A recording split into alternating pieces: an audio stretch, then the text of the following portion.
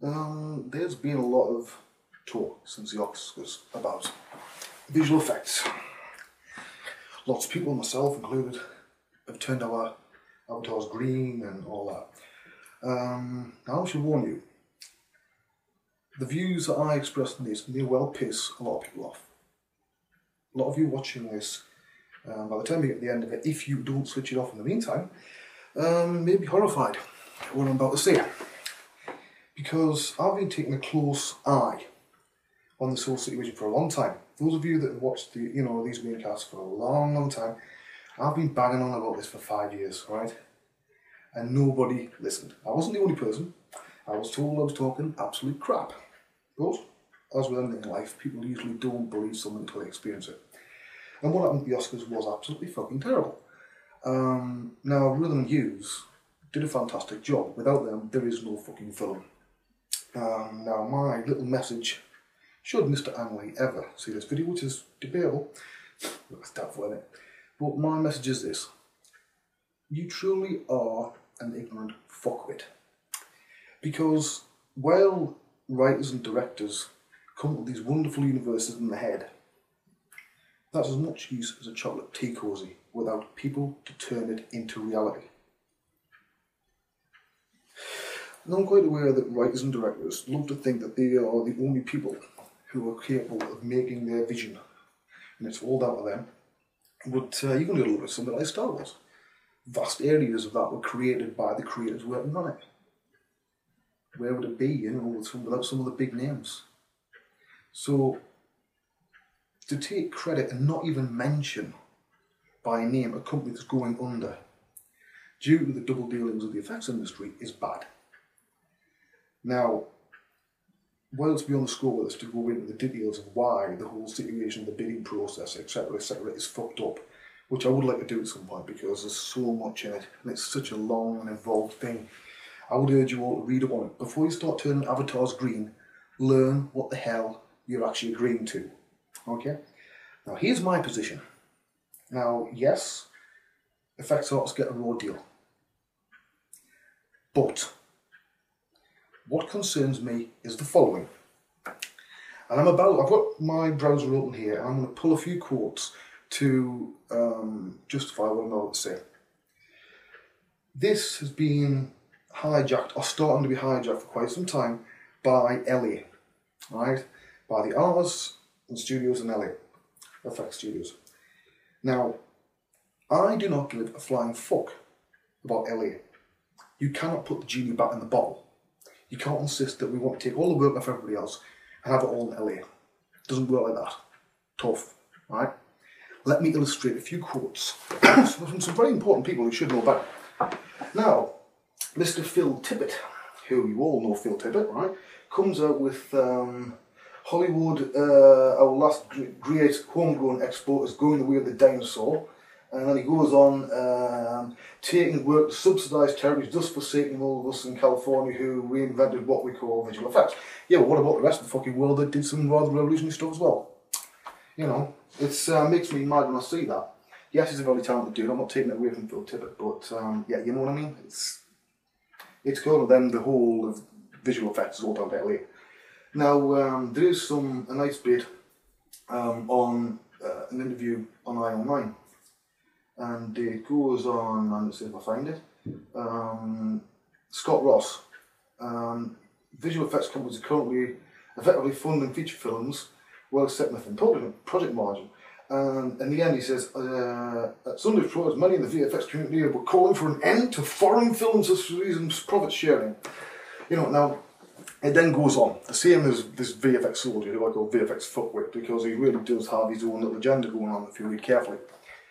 And it's all down to, please give us all the work in LA. Now, yeah, it's more complicated. Not everybody's thinking like that, but you know what I mean. Come on. There's another one here, nice one.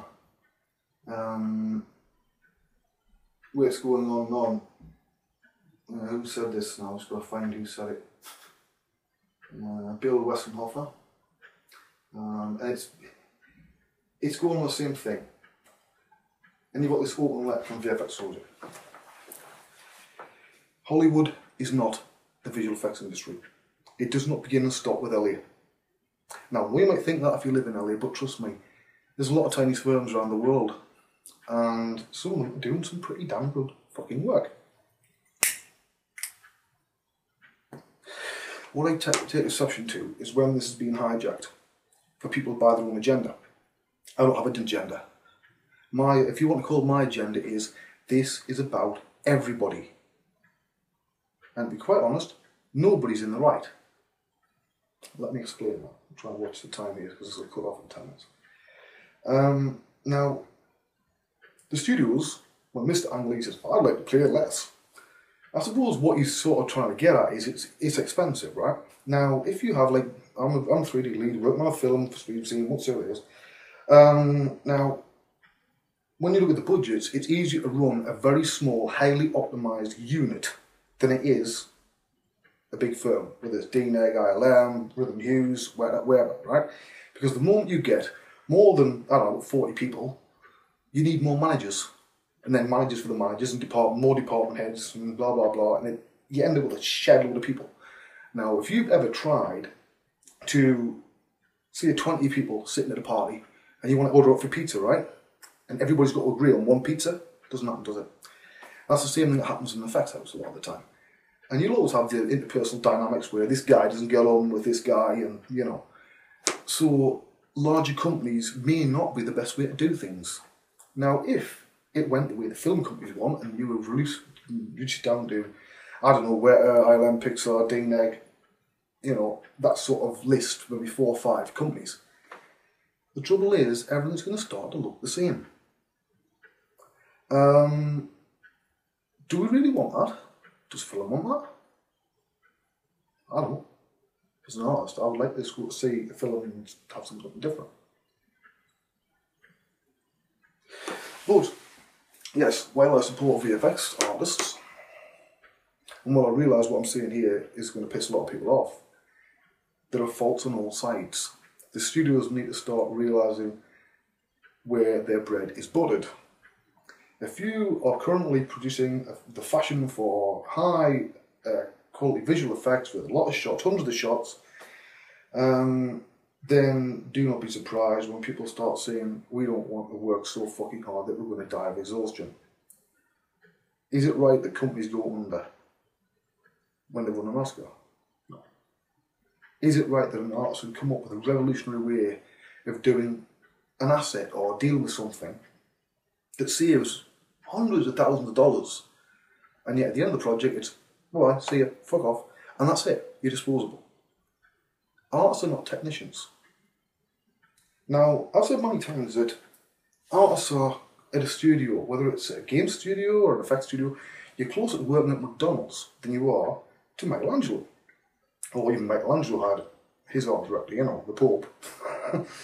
So we're in a similar sort of situation, but now we have to stamp it out faster. But that doesn't make us not artists. And maybe I've made that clear over the years, but yeah, we're artists, and if we do not put this into it, then it comes out with no soul. So, you know, what are we going to do? I'll tell you what I think is going to happen. The whole movement will continue to fragment. Inside of a month, only a handful of people will still have a green avatar. You'll end up, which has already happened, the practical effects guys are currently mourning on because they think that they have been excluded. Well, that's never been the intention as far as I'm concerned. I include that in with the 3D side because visual effects covers 3D and practical, in my mind, right? But yes, at the moment, the visual effects artists on the 3D side and the CGI side, the digital side, including compositors and match movers and everybody else, they're getting a raw deal. And while a lot of people know the name of Phil Tippett, right? How many people know the name of Bay Ray outside the 3D industry? You know, how many people know who textured Yoda? You know, these are important things, important assets in the history of film, right? And the guy on the street doesn't know. Well, yes. So when I see whether it's the studios or the want of a better word, lackeys, so I've never been afraid of pissing people off, let's face it. Now, there's about 5 guys that hand out all the work, right? Now, when they do the assumptions for a film, right? And what's like DMP, what's 3D, what's just a straight comp shot, blah, blah, blah, what's practical. There's always pressure on to keep costs down. Now, depending on whether you're doing fucking The Avengers or whether you're doing a tiny little film nobody's ever heard of, the pressure does seem to vary a bit. If you've got a film that's expected to make over $1 billion, right, you're pretty much in the clear. You can push a little bit harder than you can if it's low budget. But sometimes directors aren't even involved in that process. Sometimes it's just the studios, art directors, VFX supervisors, people like that are involved. So that sort of gets the directors off the hook sometimes. It's not a straightforward process. Now, I do see a lot of this at the moment, how they're trying to find a demon, trying to find somebody to blame. And while, the film companies can have a large proportion of the blame, bottom line is the film companies have always only been about the money. They will always chase the popularity, right? Whatever's the big thing. It's like, if you look at the styles back, when the Lord of the Rings films came out, right? They came out not that long, Fellowship of the Ring before Episode 1 of Star Wars. And I think it was around the similar time. Somebody corrected me if I'm wrong. But basically had guys like Dylan Cole doing all these fantastic mattes and stuff, and Dylan Cole has a certain look, and it's fantastic, and I'm a big fan of his work. And then he also did work on Episode 1 of Star Wars. And there was a sort of a look between the two films, vastly different subject matters. Now, if you imagine that the same hot favourite guys would be working on everything and just moving around companies from project to project, because there's no lifelong jobs anymore, let's face it, no matter what field you're in. But, unless you own a bank. But, I don't want this to become an average. Neither do I think that the industry should play at the lowest common denominator. Now, I believe, as I've said before and I touched on it, that the way forward is small, highly optimised teams. Guys who know what the fuck they're doing inside out, right? You'd be amazed how much you can get done with 10 or 20 guys, right? In a full department. Now, when I see times of some of the shots come out of some of the larger facilities, it makes me laugh, right? It literally makes me laugh, because I've seen times quoted for assets in films, and I'm thinking, I'm sorry, but what the fuck are you doing? Spending all day on Facebook? And I know they're not, right? What is it? Revisions? And the art director's arguing with the VFX supervisor, who's arguing with the producer, and the director doesn't get on with the other guy over there in the studio, and he's got his own stuff going on, and then you've got all the other artists, So yeah, it's not straightforward. It's not me getting the artists right, it's me getting the process. The process itself is fucked up. Which is why it's far easier to do a small film than a big one. Because you've got less people to piss off. Now, artists must also be given the freedom to move. I'm less of a fan of companies that just say, there's everything you need, there's a nice little box, you work within that box and do exactly this. Then saying to somebody, okay, this is what the shot is, it's got this in, it needs to look like that, do your best. Most artists will surprise you, because we're all perfectionists, right? It's like, I'll put a video probably around the same time as this, of Mr. Yanko, he just finished his last day at Screenset. And he was on the video with Glenn Southern and me having a chat in the pub. Now, Yanko came with a great quote of why his tracks were perfect. He says, because Yanko has to convince Yanko first. And we're all like that, right? If you're doing, you're doing a digital double, right? You're not going to hand that off until you're satisfied with it. Yeah, you sometimes get under pressure, being in a group of yourself at times, and you have to do it in a short time, and art is never, and it's never released, it escapes, right? Because if it was up to us, we'd still be dicking around with it in 2 months' time. But, yes, you have got a priority of how important an asset is to a movie. And it also has to fit into the pipeline and the scheduling. Scheduling's a big thing, right? If you have a crap schedule, it'll cost you more money to make the film, regardless of how good the effects are. which is why you have crap effects, you know, on an otherwise good film, but they cost a fortune to do, and people go, what the fuck? It's a scheduling thing. You know, if production are doing their job properly and doing it well, the matchmaker will have things ready for the 3D guys, which will then have ready for the animators, the textures, and then it'll go every comment. It should be a nice, like, sine wave flowing around. It shouldn't be like somebody having a heart attack on a heart monitor, you know, and suddenly it goes flat while everybody's waiting for one fucking guy to come in and finish his asset. That's not how it should be working, right? So, yes, the big studios, they're always going to be safe, right? Two of the biggest ones are owned by Disney, let's face it, right? They're owned by film companies. Effectively now, they are the film company in many ways. So they're sort of discounted from this equation, from this discussion, in my view. But will it get to the point where the film companies start buying up the effects studios, bringing them in-house? That way they can fix the price of the wages. We spend longer to learn to do what we do than surgeons do. We don't get paid anywhere near that. The average guy working at McDonald's has more legal rights than any visual effects artist does. I can spew out these facts from now to Christmas. It won't make a blame bit of difference. Because I truly believe that for this industry to make a difference, we've got to stop fucking arguing with each other. But it's like anything else. You're never going to have 10 guys in a room that all agree with the same thing. They all want different things out of this. Would a union be great? Yeah, of course it would. Will it probably happen? Doubtful. If it does, it's going to be loaded and diced one way or another. Is it going to be loaded to studios, loaded to LA, loaded to the, you know, the actual effects companies themselves, and still not actually paying the artists right? You know, there's very few places where you would say that it's absolutely impartial. This is the one argument where none of us are impartial. We all have a view. As I always say, opinions are like arseholes. We all have one. And all equally is valid. But yeah, so I would say to the guys in LA, no matter whether you're at the very top and sitting on a scheduled Oscars, or at the bottom and haven't even got a job yet, get off your high horse. You're not the only guys. You're not the only people who can do it. And yes, there are guys over there in Mumbai that, funny enough, don't just do roto, they're pretty damn good. That's why I thought it's a real news run setting up. Was it India? Something came out last week. Because it's one way of getting the shit done. They need to get it done fast. If they need to get it done effective to the right quality. I've been saying this for years. It is possible to do fast and the right quality.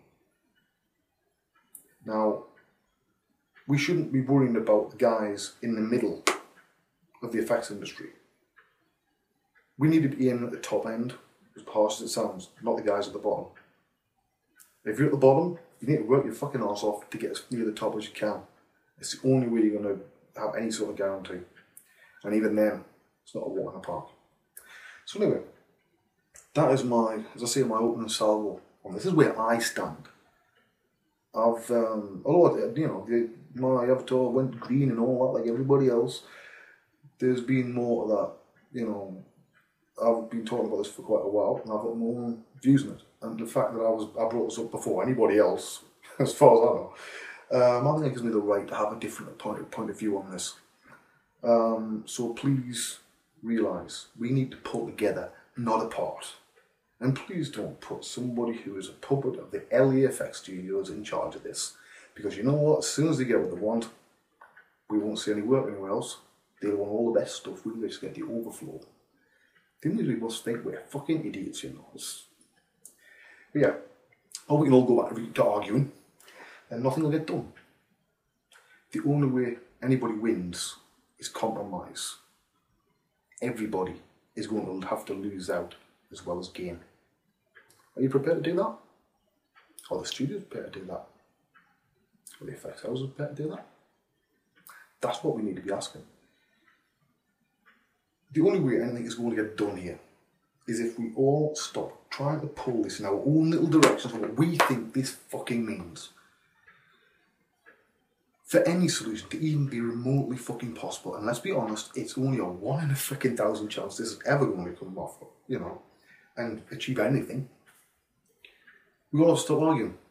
The practical guys, the digital guys, That war has to stop right fucking now and stop behaving like children. Right? 2, we've got to be prepared for the fact that there will be no winners. Nobody will get everything they want. The studios will get some stuff, they'll also lose some stuff. We'll get some stuff, we'll lose stuff. The effects houses, they'll get some stuff, they'll lose stuff. There is no perfect way through this. The chances of completely revolutionising the whole film industry are 0. They're not going to fuck up their accounts and their system that they've had working since the 1920s just because of one new thing. We're not button pressers, we're artists. We're allowed to have an artistic temperament, you know. Now, I would say people need to get off their fucking high horses. I've been talking about this for a long time, and when I do my walks back when I was, you know, back home, I was thinking about this rather a lot. Some of it made it on the videos, some of it didn't. It's a very deep subject. There's no perfect answers. The fact that you've got a handful of guys that control the bidding process, and when the assumptions are done, sometimes the director's not even in on it, sometimes they are, sometimes they're not. Sometimes there's massive pressure from the studio, from the producer to keep the costs down, and they'll put something down as a simple matte painting shot that they know fine fucking well isn't. You know, it happens all the time. The same as at the end of production, you've got to make compromises sometimes to get the shots out.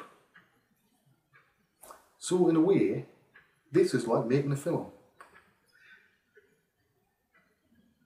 Nobody's going to win. Hopefully we'll all get something. But what's the problem outcome? As I say, give it a few weeks, it's no longer news. People start getting sick of looking at green, and they want an avatar that stands out again. We've already seen it, you know, where people are not just putting the green square, they're like, okay, I'll wear a green t-shirt on a chroma background. Or I'll put a little bit of green text on top of the green. They're already trying to make it themselves. Why? Because we're fucking artists, right? We don't want to be like bank managers and accountants and just peering at the background. We want to stand out, even on a subconscious level. We want to be artistic. And even that little fucking avatar is a tiny way of being artistic, of showing how artistic you are. To some people. To me, it's just whatever picture I fucking find. You know, but in a way, I think the effects industry could learn a lot from this film. V for Vendetta. There's a lot of subtext in that film that might be useful, I think, people. But the film companies do not want the man on the street to realise the guys like us that do this, either practical or digital, because they start seeing a lot of names being identical. It'd be amazing how many times you'd see John Knoll pop up. Let's face it, right? That guy's in more fucking films than enough. And he would be there on just about every single article about the film. They don't want that. You see, it's bad enough trying to keep control of actors with their star egos than it is having a shitload of guys who press buttons, that's the way they think of it, having egos as well. The way this is the future of effects, I think personally, the only way forward is either very small, very optimised teams of no more than 40 people, that's it, tops, because you can do wonders then, because you have a lot less of bullshit and the whole management structure. Or effects companies are going to start making their own films, filming them, doing all the shoots, doing the strips in-house, doing music in-house, that then they've just got distribution and all that shit to handle right afterwards, but they then know how long it's going to take. And in a way, that could be another way forward. Or we all just stay as we are, and the industry's not going to, it'll never die, but it will slow down a bit. The bottom end will be cut off of it, not the top. The top end will always be there, right? They always need the good shit at the top. It's the mediocre and the crap stuff that will get cut out. Unfortunately, that's a lot of people's livelihoods. But I would say to everybody, up your game, because you're going to fucking need it. And that's me being as honest as I can with everybody. The only way through this is together. If we have Elliot pulling at one side and this VFX soldier who, if you read his bloody blog, it's every now and again be a little tiny line where he comes out with stuff bowling on bloody racism about, you know, how it should all be American all the time. We want it. Yeah, well, We invented the fucking railways in England, you know what I mean? Does that mean you've all got to stop on railways? Don't be fucking stupid. You know, it's very easy to get a nationalistic view at these things, but nationalism never works well in my experience. This is a worldwide profession. It's like a screen scene. It's like the bloody United Nations there. We've got French, Bulgarian, we've had Italian, German, Irish, Spanish, you name it, we've got it, right? We've got guys from Asia and even a Scottish guy. And they've got Meso. But, and that's just one place. It's not just about Americans. It's about the whole world. It's one of the few professions where a woman has as much chance of reaching the top as a man does. There's no glass ceiling between men and women. Not many professions can say that. So, the visual effects side has always been pretty accepting of people. You've always taken the oddballs in that nobody else wants. Because usually they're the ones who come up with really fucking cool shit. But it comes at a price. So yeah, the studios need to pull the finger out and realise that if they keep shooting the goose that lays the golden egg, eventually it's going to fucking die. And then you're stuck with the chicken that doesn't lay as big eggs. See, that was an analogy. It's a good one, that. But yeah, so hopefully, at the very least, my hope for this video is it makes people think and talk. Because my theory is if people are shouting and screaming at you, it normally means they care enough to debate it. But if anything appears in the comments section, I'm not going to look it down, right? You can see it there. I'm not going to participate. The whole idea is everybody else. I've said for years, I'm not the guy to be in the centre of this, right? But I do, however, think that because I raised this subject fucking 4 years ago, and beyond that, that I do have a right for a voice. Probably more so than a lot of other people. This is not just a newfangled thing with me. You know, I've been watching the subject closely for a long time. So guys like Mike Seymour, you know, has anybody actually asked Mike Seymour for an interview and what does he think about the whole thing? I know they've done some articles on it. A lot of places have, but it would be nice to have balanced views, not just reactionary stuff, right? So have a think and see what you think. Personally, I think that yeah, this is a worldwide thing. This is about the world, about an industry, not one tiny little fucking section of it. If that's why you're supporting it, you're supporting it for the wrong reasons, in my opinion. But as I say, opinions are like our souls. Everybody's got one. Bye bye.